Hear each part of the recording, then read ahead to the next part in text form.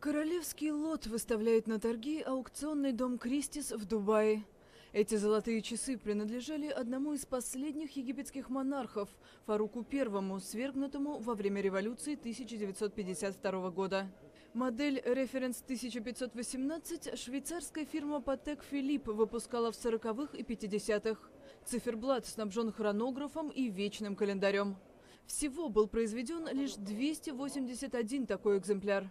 Этот, сделанный в 1944-м, украшен гербом египетских королей, что придает ему особую ценность, рассказал представитель Кристис Реме Джулия.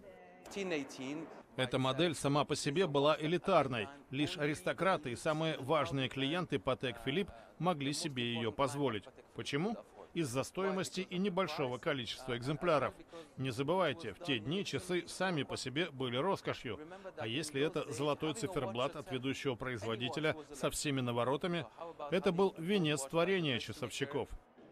Организаторы планируют выручить за королевский экземпляр от 400 до 800 тысяч долларов. Торги назначены на пятницу.